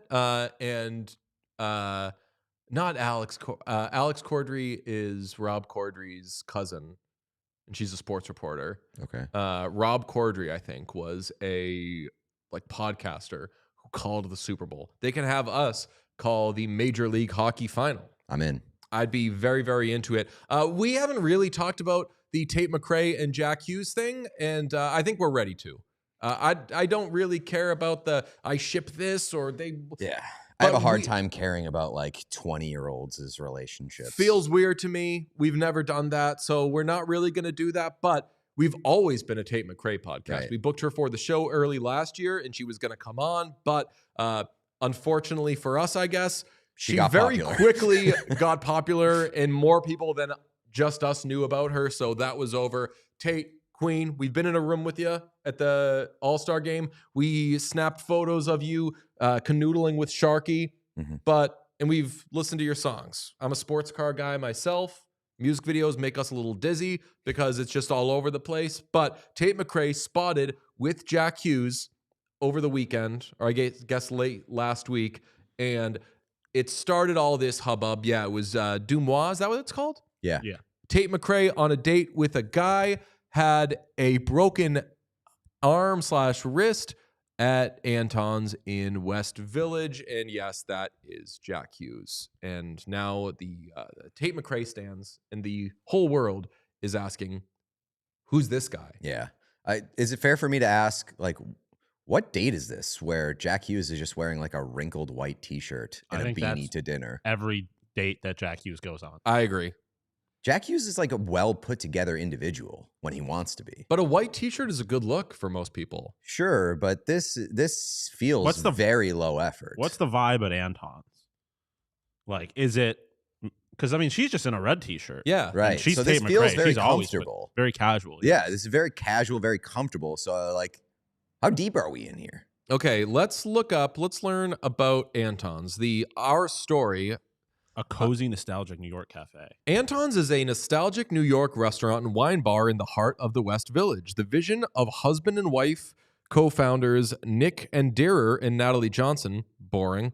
Anton's thoughtfully reimagines New York City's rich culinary history through comforting, eclectic American cuisine. She's converting. With deep European influences. The restaurant's design evokes the warmth and casual elegance of the quintessential New York restaurants and bars that serve as our inspiration, updated for today. We're at the enforcing our cultures on the other side stage of the relationship. I'm looking up Anton's NYC dress code. It does not have a dress code. I was gonna say I think you'd be an asshole if you dressed up at this restaurant. It seems very casual. We do not have a dress code. Please come as you are comfortably. Yeah. Jeans are perfectly acceptable. Yeah, it's got kind of an upscale pub kind of vibe to it. So it's I would say you'd be an asshole. But I agree. Nothing about this suggests first date to me. Yeah. Also, unbelievable question from Eileen that I had not considered. If this thing goes the distance by the Olympics, what team does Tate McRae root for? I mean, she's got to root for Jack Hughes to not be back in time. A part of her, so she doesn't even have to deal with it. Or for the... Yeah, but Quinn's still going to be involved. I think there's enough. I think she's got to root for Bill Guerin to be like, Four Nations could have gone differently if one guy played better, and he's not on the team. That would be crazy. I mean, it would make her life a lot easier, and they could both be like, well, fuck Team USA, go Canada. Yeah, just out of spite. I think that Tate has played hockey fandom and her role in the hockey world very well, because there's been moments where we've been like, okay, what's Tate gonna... Oh, Tate's going to be at this thing with the Flames or whatever. And it's like, she's a global star now. She's got to please everybody. Cordell says spit and chicklets throughout the idea that she's a mole for Team Canada. I need that. I'll say, though, a femme fatale. Very respectfully, Jack Hughes could not take down Team USA worse than he did in Four Nations. I would say skill issue on Team Canada's part at this point in Wrong time, guy. if that's who they're targeting. No, he said they told her to go get the Hughes, and she's like, okay. She misunderstood. She misunderstood the assignment. She's just lucky that it's not Luke. Maybe she looked at it and was like, okay, Quinn's already being taken down from the inside by his own team. So, fair. Yeah. Now, it's led to a lot of hockey people, or I'm sorry, Tate McRae people, or just pop culture people asking, who's this guy? And we have this headline from Teen Vogue. Who is Jack Hughes, Tate McRae's mystery date? What to know about the hockey player, great sub, and his brothers. That's from Danya Momanian. Shout out the What Chaos Discord. There is now I forget what they called it, but there is a... I'll check. An Armenian it's called Joel Armenia. That is it. Joel Armenia Appreciation Station. Yep, that's so it. Go to the What Chaos Discord, and if you have anything about Armenian people you want to throw in there that is good, then you could do that at the... I believe it was Jesse Larkin who set that up. So thank you very much to whoever did that. Yeah. Who is Jack Hughes, Tate McRae's mystery date? Calling him a mystery date is so disrespectful. I mean, any date's a mystery date if you're just unfamiliar. But calling it, but he is a public figure. It's not, I would say it's a mystery date if this person doesn't have a Wikipedia page. All right. I have all the time in the world for, 18-year-old pop music fans not knowing who Jack Hughes is. Oh, yeah. That's fine. But if you're writing an article, yeah, we can't treat Jack Hughes like he's some fucking nobody. He's a millionaire. He's a rich millionaire. One of the most, part of like the first family of hockey, maybe second, the Kachucks. It should be I just don't like that. I hate the energy that you get from this kind of like this side of pop culture where it's just like, I don't know, sports are stupid. Like, I just hate when they make that approach. Yes, I agree. There has been a lot of, guess I'm a New Jersey Devils fan now that has been popping up. And I know that obviously happened when a lot of non-sports fan Swifties got excited about Taylor Swift entering into a new relationship. I'll say, love you, Devils fans. A lot cooler and easier to jump on the Chiefs a couple of years ago than... Actually, Devils are really good. Pretty good, yeah. Yeah, I mean, I don't even have a problem with like actual Tate McRae fans who don't know hockey being like, I love Tate McRae. I'm gonna do whatever Tate McRae wants me to do. So I'm gonna root for the New Jersey Devils in the same way that Swifties root for the. I don't have any problem with that. I just don't like people who are supposed to know what they're talking about playing dumb just to like as just like fan service to Tate McRae fans. Yeah, but here's the thing. So as somebody who has really kind of studied up on YouTube and like click engagement stuff over the past year or so. Fair. I know where you're going. A very, very important element is the information gap. Yeah. Which is creating an element of mystery. And whether or not this writer knew about Jack Hughes or just intentionally created an information gap, did a pretty good job. I'm sure she's getting some clicks. Yeah, no, that's fair. Let's find out what Danya was able to learn. Whether you're a fan of Tate McRae or gearing up for the upcoming 2026 Winter Olympics, you've probably heard the name Jack Hughes recently. I will stop and say, it's amazing if someone's like, I got to get ready for the Olympics. Yeah. Someone tell me about Jack Hughes. Well, and I got to get ready for the Olympics, so let me read this Tate McRae Next article. stop, Teen Vogue. Photographed out in New York City with McRae last week, writes Danya Momanian.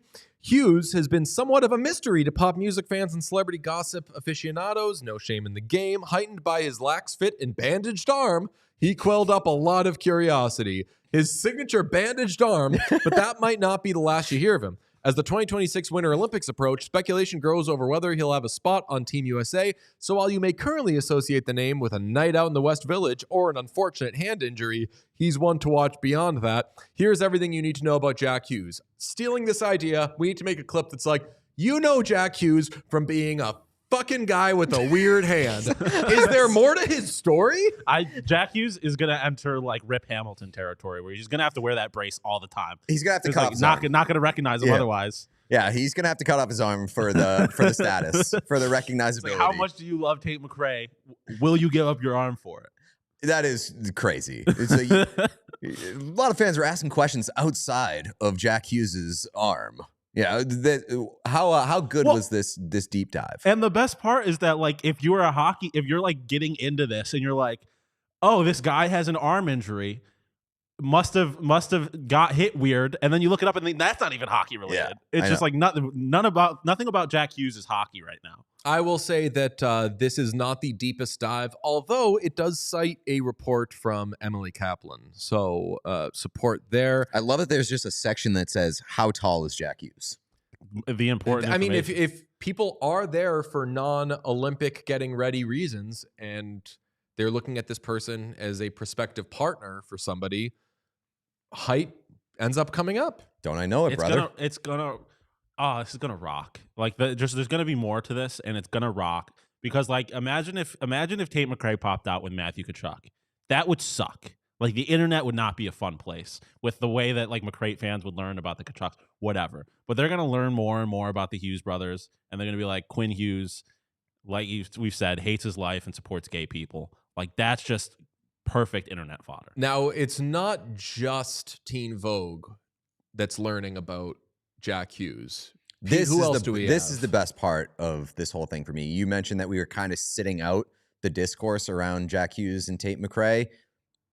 I was officially in when I saw on Twitter yesterday, there are some Tate McRae stan accounts, particularly one, what's it called? Diva McRae. Diva McRae finding out about Jack Hughes and the lore behind him. I think first and foremost, they bought a Jack Hughes jersey immediately off the rip, just after seeing that picture, which is... They use NHL Save? Yep. They got by the NHL. They did not survive the NHL.com sale. It's tough. It's a good sale. It is a good sale. Is it all connected? Like Matthew McConaughey, or not McConaughey, who's Bradley Cooper with like football's just there to sell food.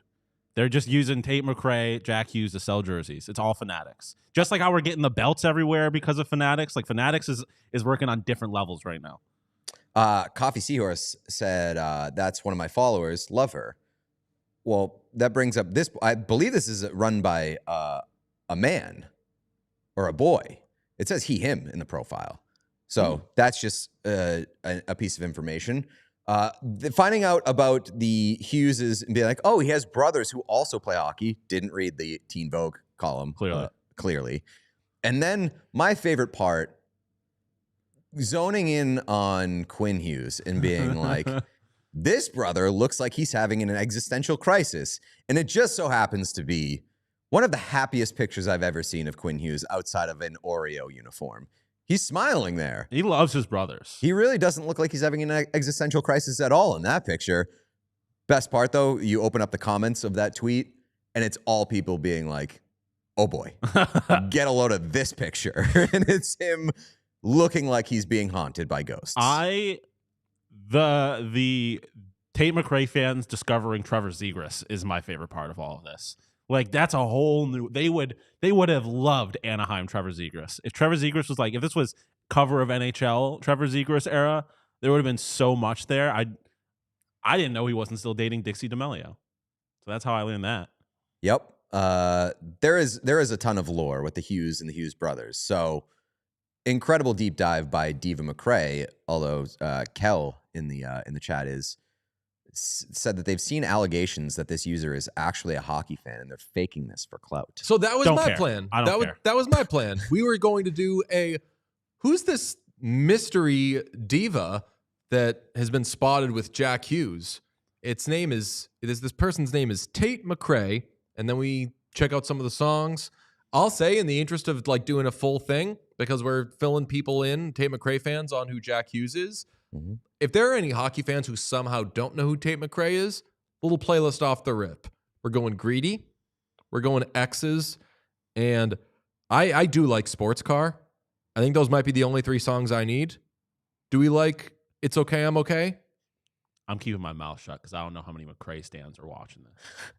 I do not want that smoke. It is not for me, but I will say it is quite infectious. She has a lot of earworm songs that I wish did not stick with me as long as they do. Greedy, none of it, if we're being very, very truthful, none of these are good songs, but I like Greedy. And that's one of the great things about music is liking things. It doesn't hurt anybody if you like a song that isn't the most brilliant thing in the world. Yeah, like I've said this a million times. My music taste is just the monkey slapping the cymbals together in my head. If it sounds good and it's infectious, then I'll listen to it. Tate McRae is like, listening to Tate McRae is like watching the monkey crash the cymbals together, except it's one here, then they're bouncing off the wall and they're over there. And it's changing camera angles 9,000 times. The music videos, I've said this before, I'm built wrong. People who watch those videos without needing Dramamine are built different. Yeah. It's just constantly changing angles, and the outfits and the dance moves are all very, very cool and fashion forward. I can't keep up. I need to watch something slow like Jack Hughes playing hockey. Not to make this like the shitting on Tate McRae hour, but I just can't do the baby voice. The baby voice drives me crazy. She does the baby voice, which might be like akin to the like pop punk weird, the nasally like over pronunciation of where are you? Yeah, of our day. But I don't know. That's mainly why I can't do the Tate McRae I stuff. meet Tate McRae mostly with pure confusion and curiosity. Like I just definitely I don't understand it. I don't know where she came from. I don't understand why she's so popular. Not even as a reflection of the quality of her music. Just like, how did this happen? I don't understand it. Can I support Sean here? Because Stacey Faye in the chat says, come on, Sean, you do plenty of shit talking about Taylor Swift. Here, I think, is why Sean is not going to shit talk Tate McRae, because nobody says that Tate McRae is a brilliant, like, landscape changing artist. They say that she's a fun pop star, and you can be a fun pop star and not be for everybody. Like, if Sean doesn't totally dig Tate McRae's thing, then cool, he's going to move on and live and let live, correct? Whereas the Taylor Swift thing is people want Sean to make a statement. People force me into conversations. Tell me why you think Taylor Swift is a great songwriter. It's not even that. It's not even necessarily that. They're not coming to me with stuff, but I am the kind of person that can't let people say outrageous shit and not push back on it.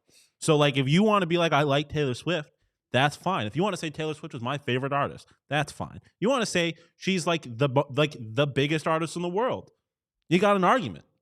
If you're telling me that she's the best songwriter of all time, then I have to say that you're a dumb person. We got to talk about, without being mean, because some people are mean to this artist, if people talked about Taylor Swift the way that they talked about Justin Bieber, like musically, no problem.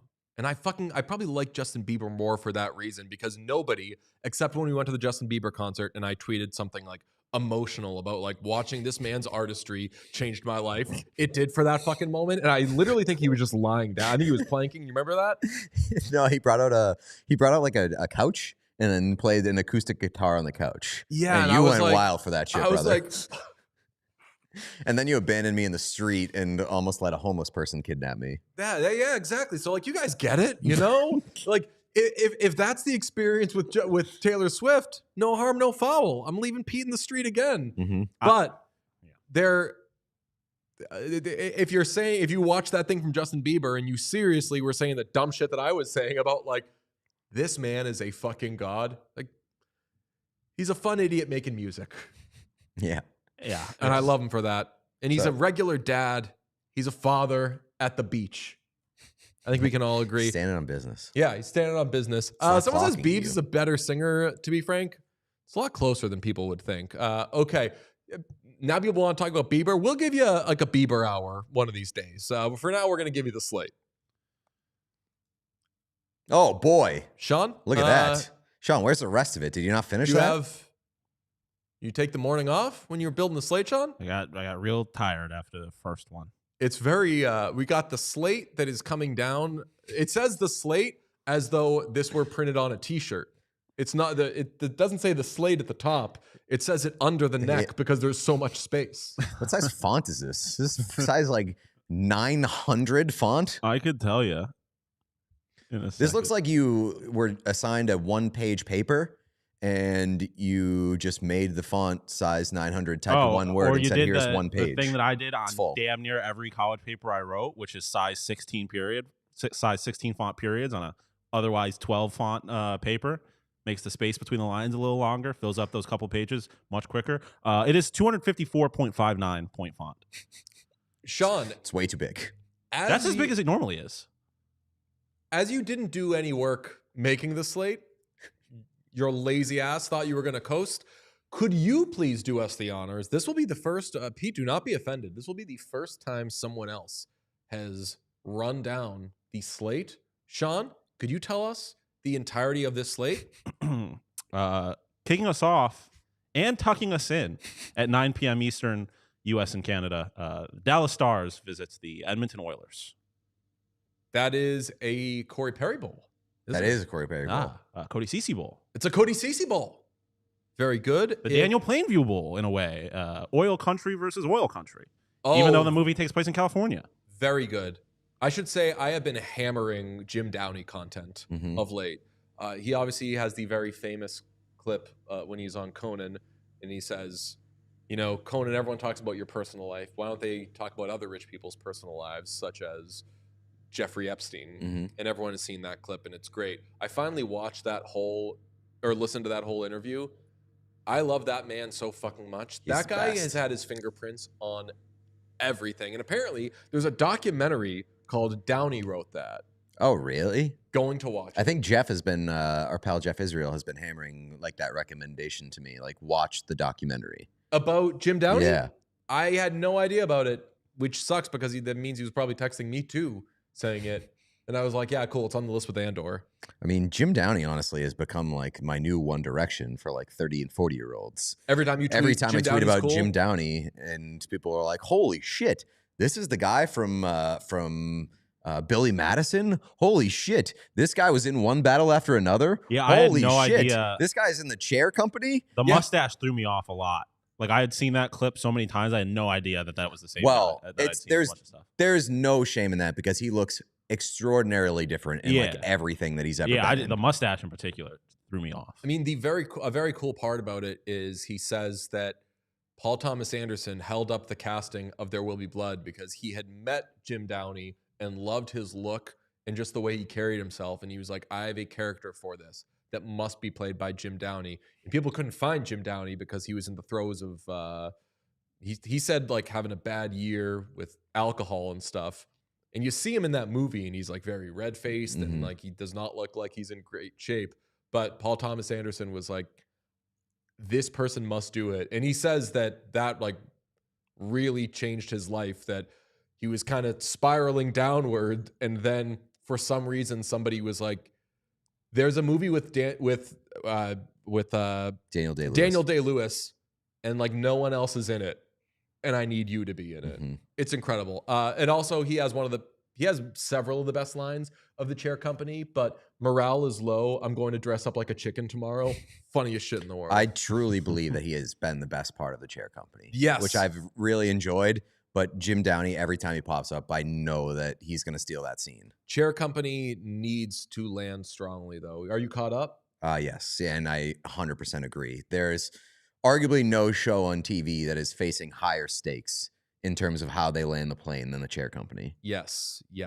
But Two of my favorite shows on TV right now, The Chair Company and Pluribus, both could go in 1 billion different directions, have no idea where they're going to take it next, but stakes are way higher for The Chair Company because I don't trust Tim Robinson like I trust Vince Gilligan. Man, what a hater. So you're saying Vince Gilligan, when it comes to TV show running, greater than? Perhaps, yes. Greater than even? Willing to go out on that limb, yeah. Damn. Yeah, I can't wait for Pluribus. In the meantime, I'm just hammering traders. I'm doing Celebrity Traders UK right now. It is amazing. Stephen Fry, killing it. Nick Mohammed, the whole gang. Fantastic. This slate. Is it crazy for us to give it an A? Yes. You think it's crazy to give it an A? It's a one-game slate with one good team. A one-game slate in November with one good team, as Sean points out, you're an idiot. But it is a game that can be watched with great ceremony. And I am, definitely. I plan on watching this with great ceremony. 9 p.m., I like the structure of a one-gamer at 9. I do as well. It's a treat, but it's not an A. All right, I'll be for the third or the second time in 3 days, the other one being when I bought that instant coffee and didn't return it. I will allow myself to be pushed around. This is an A-, but it could end up being a good one. Chad is saying it's an A-. Okay. It's now people are saying, I think there's reason to give it an A, but there's also reason to give it an A-. I will say a one-game slate not in the playoffs can never be an A. You would think probably true. I think that's probably unless true. It's like the Oil Shark Bowl. Unless you're heading in with real drama, real juice, like it's an event. This does not hold event status.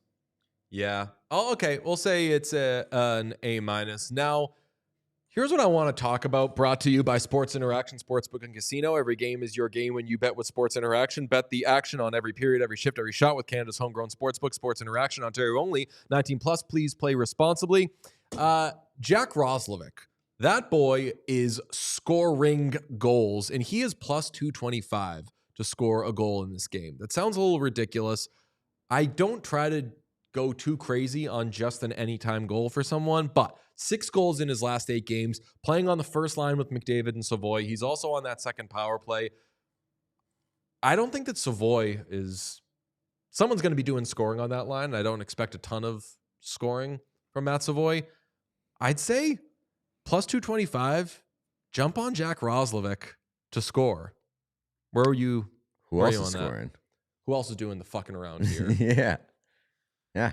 I mean, in terms of value, I like that play. Okay. Every game is your game when you bet with Sports Interaction. From puck drop to overtime, bet with live odds on every play with easy deposits and payouts. Go to sportsinteraction.com/wildcast to open an account. Ontario only, 19 plus. Please play responsibly. We need to get out of here so we can tape with our guest for tomorrow. Who can we say who it is? Yeah, let's say it.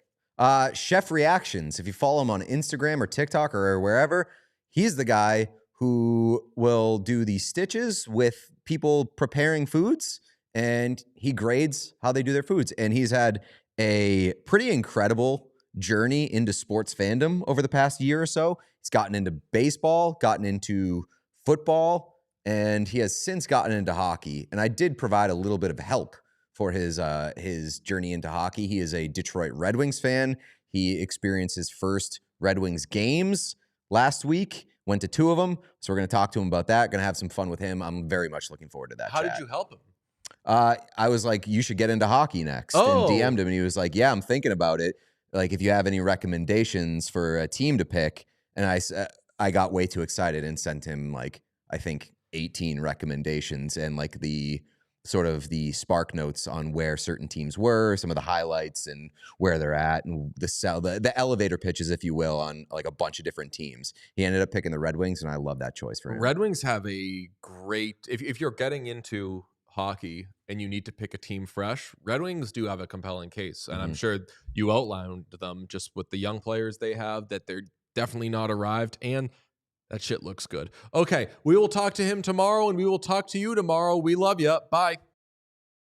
If you enjoyed this video, please subscribe to What Chaos here on YouTube. You will get everything, daily episodes, player interviews, and so much more. It's all here on the What Chaos YouTube. Hit subscribe.